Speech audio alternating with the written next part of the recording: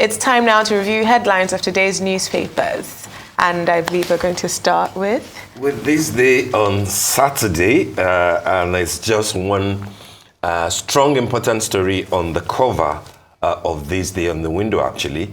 Your judgments on Kano, Plateau, Zamfara, Perverse, Supreme Court blast appeal court's election panels.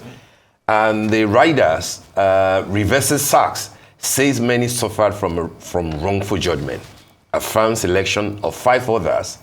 Ozekume calls for review of laws stopping legislators' petitions at appellate court. All these stories can be found on page 5 of today's This Day newspaper. And I think it's an important story given the decision, the ruling of the Supreme Court yesterday. And you will find this story in practically all the newspapers, today.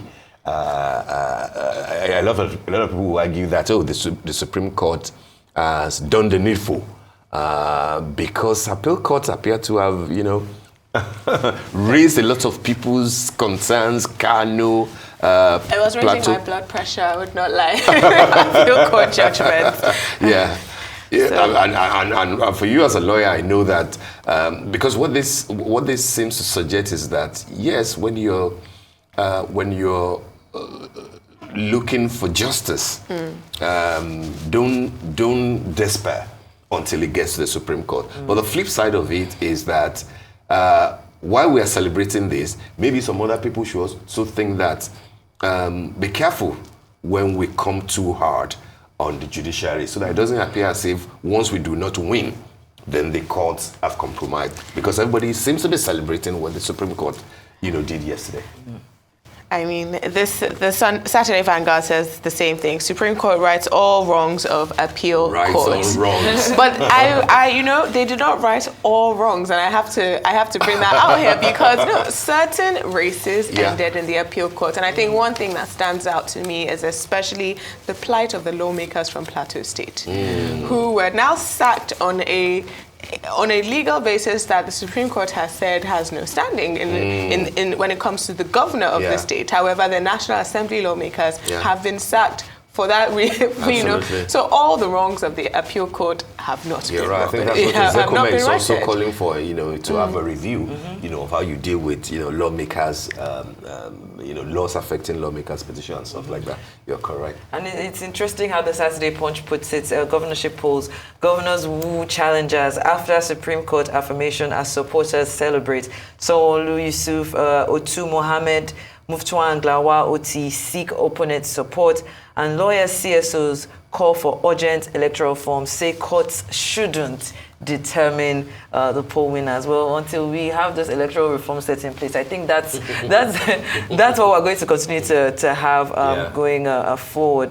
But still on the Saturday Punch, of course, the topic that has been on the lips of almost every Nigerian this week, and even here on the morning show, Edu's return doubtful as Tinubu suspends cash transfer, N-Power, and others. And on the right-hand side there, just over the right, AFCON, yes. Super Eagles begin battle for 4th title in Côte d'Ivoire.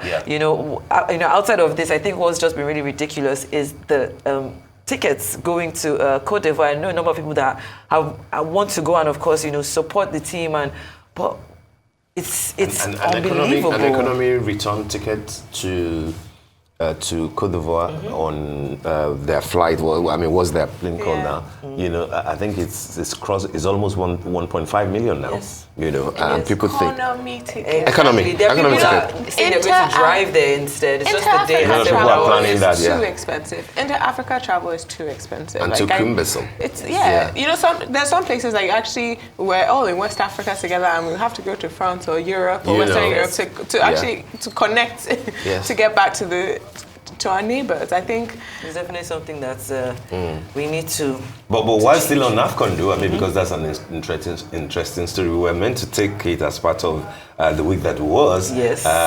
It starts today, as you know, with the host country Côte d'Ivoire meeting. Is it Guinea-Bissau? Yes, it's Guinea-Bissau in the opener. Yes. Okay. I think the general consensus is that we're not expecting that we will win, but if there is a surprise for Nigeria because we're in the same group with Côte d'Ivoire.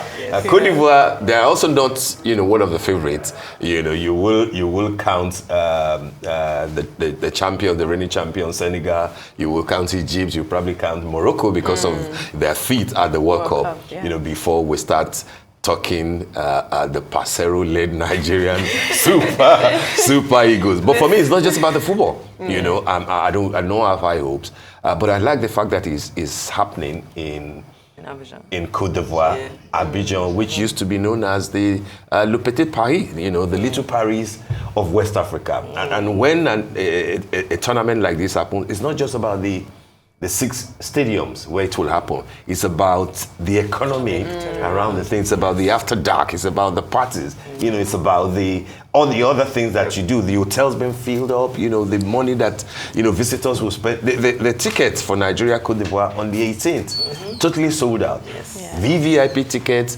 as high as $600. Got some VVIP tickets for us? You are interested. I want to take this story quickly just on the Saturday Vanguard because it relates to what we were just talking to with Senator Ayo Arisha because we asked.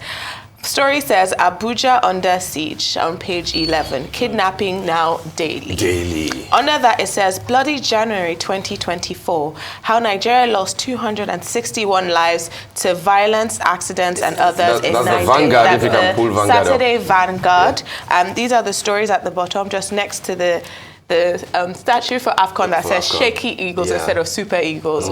But it says in January that we have lost 29 persons daily on average on page 12. That is something that is... That's security related? Yes. Or it includes accidents and stuff? It says violence and accidents. Others in 9 days, 261 Nigerians lost their lives. It's scary when you That's not think good about enough. it, that even in the Federal Capital Territory, we're seeing Abuja under siege, which is, the powerhouse of the presidency. If anywhere should be, off limits, it should be the FCT. But, we continue to talk about insecurity and hope that the military and our security personnel are able to protect the lives and property of Nigerians. Definitely. Okay, before we go, just very quickly, in a few seconds, Saturday Telegraph, Supreme Court judgment, that's the way they put it, respite for Kano, Plateau, Zamfara governors as Apex Court affirms Sanwo-Olu, Mohammed, 3 others. And one other interesting story will be on the left side of the window, no date yet for inauguration of new Supreme Court justices. That's the NJC saying so. Why the delay though? It took you so long to... Names? Yeah. That's a lot of new names to join the bench. So I would prefer they take their time rather than just rush it anyhow. Because they're about to double the size of the court right there in one fell swoop. So. Absolutely. And on page 8 of the same paper, Saturday Telegraph, windfall for Nigeria as oil price surges above 2024 budget benchmark. Are we starting on a good note? I hope so. Renewed though. The hopes are renewed.